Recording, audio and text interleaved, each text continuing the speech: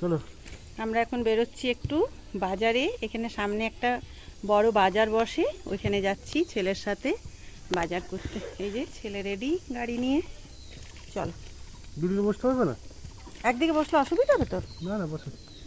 সাবধানে চালাস।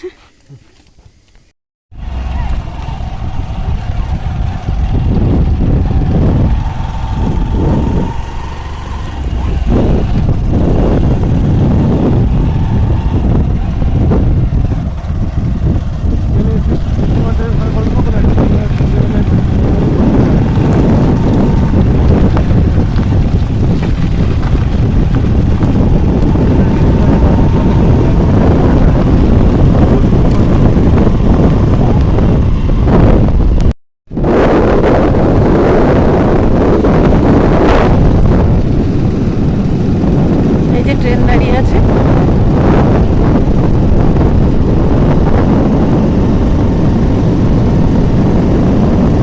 রাস্তাটা কিন্তু খুব সুন্দর। রাস্তা ভালো, একটা বস্তা করতে পারবো। আবার 100 টাকা। মাটি করে কি করে? হ্যাঁ, মাটি করে কি নিয়ে? 100 টাকা তো। আমার তো এখানে উঠেছিলাম। হ্যাঁ, রেলগেট বন্ধ, ট্রেন আসবে মনে হয়। দাঁড়িয়ে পড়েছি। নেমে যাবে যারা।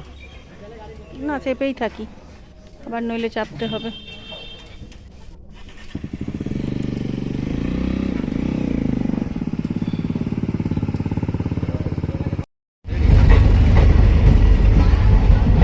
এই যে যাচ্ছে শিলিগুড়ি লোকাল ট্রেন, এই ট্রেনটার জন্যই গেট বন্ধ হয়ে গেছিল। চলো। কি দারুণ না জায়গাটা। এটা হলো ডিমা নদী। এখন জল নেই, একদম শুকনো। বর্ষাকালে এটাতে একদম ভরে যায়, তাই না উদিত? পাহাড়ের জল রয়েছে, এমনি কোনো জল নেই। পাহাড় থেকে জলটা নেমে আসে। খুব সুন্দর। এটা বিকেলবেলায় এলে না খুব সুন্দর লাগবে সন্ধ্যেবেলাতে। কিন্তু এই রাস্তায় বেশি আসা যায় না, এই রাস্তার ওপরে বেশি হাতি বেরোয়। মোটর সাইকেল খুব কম যায় এটাতে। চলো যাই। গাড়ি স্টার্ট হলো আমাদের। এরপর আসছে চা বাগান।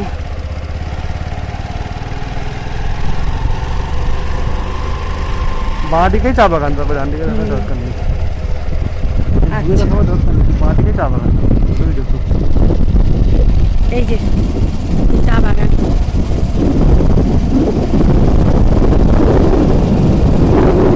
এখান থেকে আরম্ভ হয়েছে চা বাগান। ওই যে দূরে। জানি না তোমরা কতটা দেখতে পাবে, কিন্তু আমি চেষ্টা করছি দেখাবার। এই যে পুরো চা বাগান।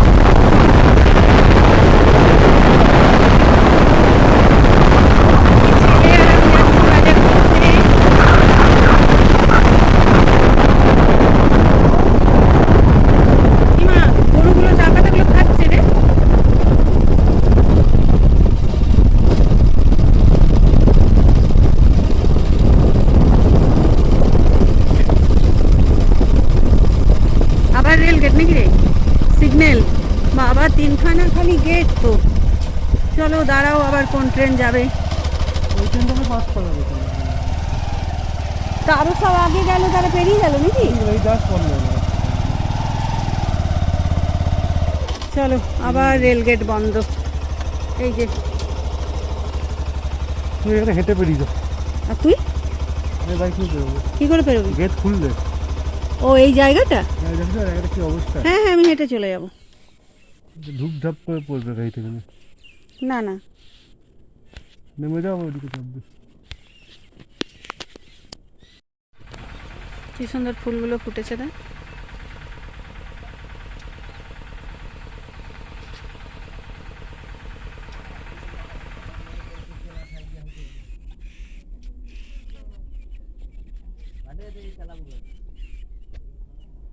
আমরা ওই ইয়েতে না দেওয়ালে এতক্ষণ পেরিয়ে যেতাম। দেখ এইদিকেও তো পুরো চায়ের বাগান। এটা পুরোটাই চা বাগান। ইয়েতে না দেওয়ালে হ্যাঁ, পেরিয়ে যেতাম আমরা। রাজা ভাত খাওয়াই ট্রেনটা ছেড়েছে বললো। ব্রিজে না দেওয়ালে পেরিয়ে যেতাম।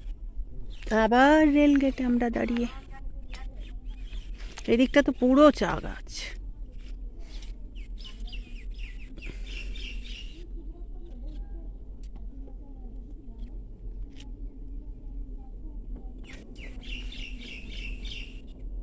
আসছে ব্রিজ পেরোচ্ছে, ব্রিজ পেরোচ্ছে আমার কাছে। এই যে ট্রেনটা আসছে।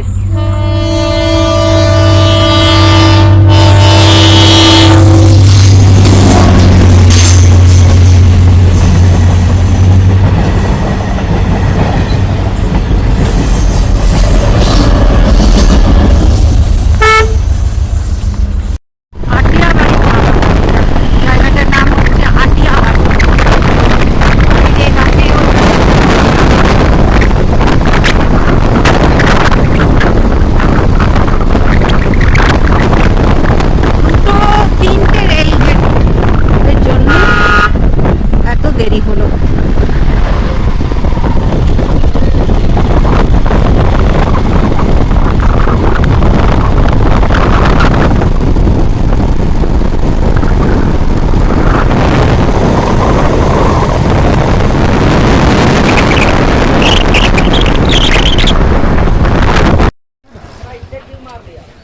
গাড়িতে হাওয়া দেওয়া হচ্ছে।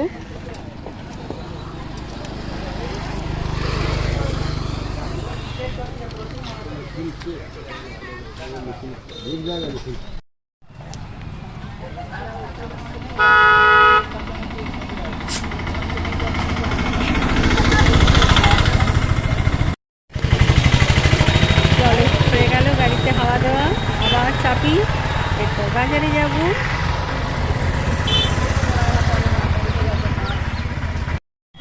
এটা হলো একটা ছোট্ট হাট, কি ভালো লাগছে। সব আশেপাশের ইয়ের থেকে এসেছে, বসেছে।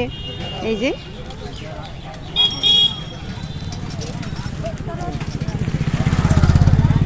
সব কিছু দুপাশে সবজি নিয়ে বসেছে।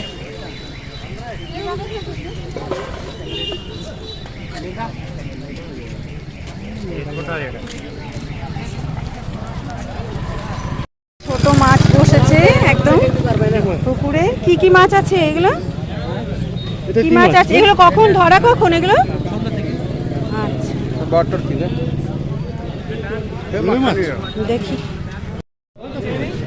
ও কালো চিংড়ি। চিংড়ি কত করে? খুব ভালো লাগছে। আমাদের আসানসোলের দিকে এরকম হাট বসে না। বাহ, এদিকে পুরো কাপড়ের দোকান।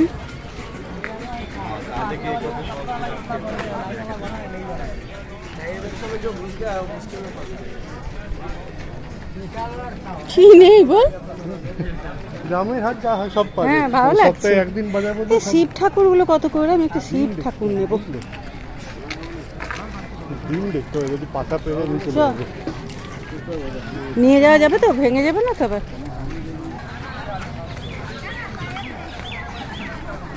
আর কানের মালা, আর কানের মালা কি নেই রে?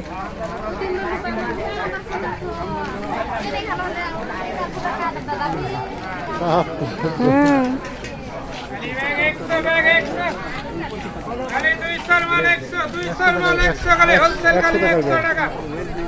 একশো টাকা।